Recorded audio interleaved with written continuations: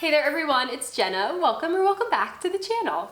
In today's video, we're gonna do a casual Christmas prep slash holiday decorate with me vlog. My original plan was to do a full-on holiday decorate with me, a second video. If you haven't seen my living room decorate with me, it is now live, so you can go check that out here. I will link it. But unfortunately, those videos take days of prep and days of editing, and I just did not have that time right now. I'm feeling very overwhelmed at this point in the season. We just have a lot going on, so I figured we'd do maybe more of a casual type vlog where we kind of figure it out together. We haven't done my dining room space yet. It's totally blank and I don't have a plan, which normally I do. So I figured we'd kind of play with things together and see what we can come up with. And something else that I wanted to do was bake a holiday treat. Normally I try to bake something festive for the holidays to help get into the season, and I haven't had time to do that yet this year. So I figured that could be something fun to do together. So the first spot I want to go head off to is Trader Joe's because I want to see what kind of inspiration we can get for our holiday treat. And then also I figured maybe they'd have some fresh greenery that we can play with for the dining area. So let's go head on over there and see what they got.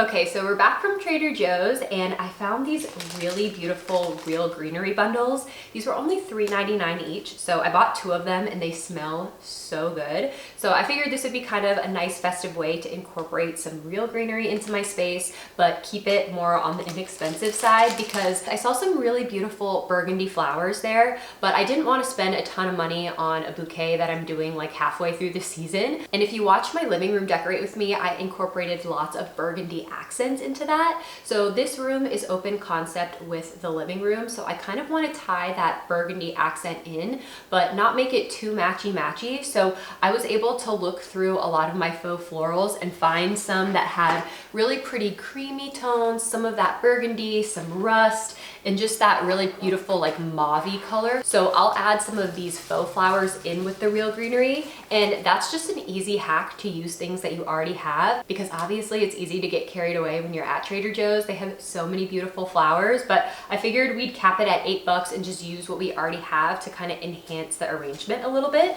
And I've talked about this many times on my channel before, but I love using amber glass for the holidays. This is just a $25 vase from Target. Super affordable, but it looks really expensive. I love the shape of it, and amber glass looks so beautiful when paired with holiday evergreens. I think that it just looks so classic and adds that warmth to your space. So we're gonna fill this up with water and add some of the faux florals.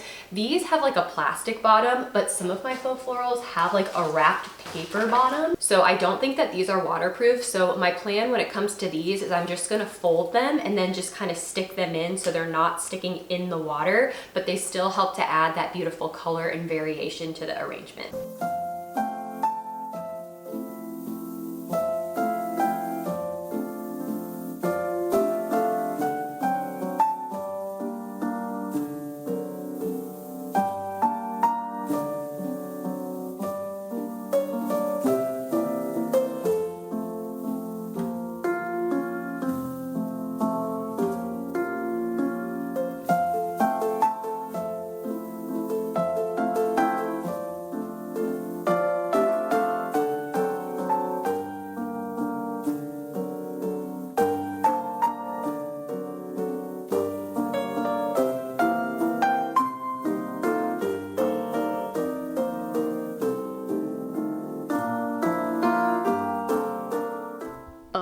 My gosh, you guys, I am obsessed with how this turned out. I spent $8 on this, and this looks like a professional florist arrangement worth like over $100. And something that I think made a big difference and made it really easy to do was this greenery, because it provided a really thick, lush base that made it super simple to just pop florals into so that it looked professionally arranged. And also, when you use real greenery, it does kind of trick your eye into thinking the surrounding florals are real. So So that's a little hack as well. And also another tip, when you're picking out florals to do something like this, you want to make sure you have a variety. So we have these really thick kind of filler greenery pieces, and then we combine them with more of a statement stem, which is larger and has texture and some color. And then also we just have like some little tiny like filler florals, which are nice. So you just kind of want to have a variety of sizes, textures, and colors, but I'm so happy with this. And honestly, this is so beautiful. You could just leave it right here by itself and this would be enough to dress up this dining table. But for me, you guys know I like to, go a little over the top. So we're gonna add some garland and just see what else we can do to make this space feel super festive. Merry Christmas, baby. Reindeer's coming out to play. Santa Claus is packing the presents, making sure you've been leaving okay. Okay, so because we have this really beautiful like floral woodsy theme going on, I figured it'd be kind of cool to hang some of these pine cone ornaments from the ceiling. I got these at Hobby Lobby and I used the other half for bowl filler in another video. So those are in our living room on our shelf, but I figured I could use the rest of these and tie some twine to them. They have little holes at the top, so it's perfect for hanging. And this will just really accentuate that woodsy rustic theme we're going for. I also thought about doing this with ornaments and I think it'd look really pretty. I just don't have enough ornaments that I love, so I figured I'd use these and maybe look for some to invest in for next year. Every Christmas, honey, yeah. The snowman's dusting off his hat, putting on the show for everybody, to give him a smile that lasts another year.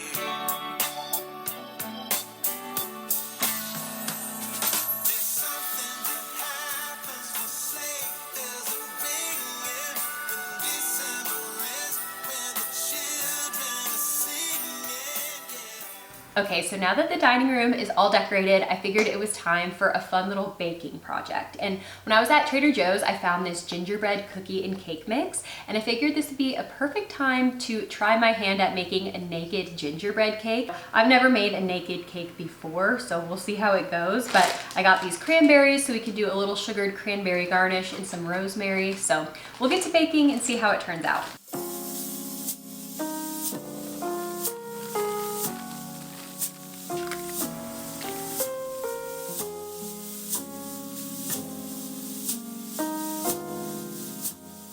Wah, wah. Okay, so I really should have done more research and known that I had to purchase 2 of these boxes if I wanted to do 2 cakes to do like that stacked layered cake look, but I don't have time to run back out to the store and get another one, so we're just gonna keep going and work with what we got. So a little change of plans, but we'll pivot and make it look pretty still. Okay, so while the cake bakes, we're gonna make the sugared cranberries, and here I just mixed a cup of sugar and a cup of water together over low heat, and then I let that simmer for 3 minutes. And after 3 minutes, I added in the cranberries and then I covered them with the mixture, and then I let that simmer for another minute more. Then I moved the berries to a parchment lined baking sheet, but I forgot that at this part you need to drain the liquid with a slotted spoon or utensil. So I had to transfer them to another baking sheet to drain the liquid, and I'll link the recipe that I used down below in the description box. But at this point, you're gonna want to let these sit for about an hour or until they're slightly tacky. And this is just gonna help the sugar to stick to the cranberries, but it won't dissolve and fade away, so you get that really pretty snowy frosted look.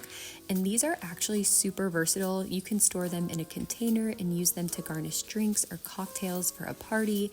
I even will just eat them like this for a snack, but they're actually really simple to make, and they're such a festive garnish to add to your baked goods or drinks. So I wanted to make my own frosting because I feel like homemade frosting tastes so much better. So again, I'll link the recipe that I used down below, but basically I just combined room temperature butter with powdered sugar, vanilla extract, and milk. And I followed the recipe for rough measurements, but I found that when making frosting, sometimes you just have to tweak it a little bit. Basically, if your frosting is too thick, you can always just add more milk, or if it's too runny, you just add more powdered sugar. So it's really forgiving and you can get it to that exact consistency that you're looking for. Okay, so next it was time to decorate the cake, which is always the best part, other than eating it, of course. But I decided to try to get that aesthetic mock naked look with our single layer cake by just leaving the edges exposed, so you still get a good bite of frosting, but the cake still looks aesthetic and rustic with that exposed edge. And I wanted my cake to kind of resemble a wreath, so I just added little sprigs of rosemary around the edge, and then I filled in with our sugared cranberries. And what I love about this is that it's so simple and easy to do, yet this looks like a professionally decorated cake, and it's so stunning and impressive to bring to a party or to serve if you're hosting. I also love to use my cake stand to display it out on my countertop, since it's almost like a decor piece within itself. And not only does it look gorgeous, but it tastes delicious. I give this mix combined with the homemade frosting a 10 out of 10. It was so yummy, and I'll definitely be making this one for years to come. All right, everyone, that about wraps up this video. I hope that you guys enjoyed this cozy Christmas prep vlog. If you did, please don't forget to give this video a thumbs up. It really does help to support my channel, and make sure that you're subscribed so you don't miss any of my future videos. We do have some announcements coming up, so you don't want to miss those, and you want to make sure you hit the notification bell so you're notified when those videos go live. And I just want to thank you all so much for watching this video. I hope you have a fabulous week, and I will see you guys in my next one. Bye!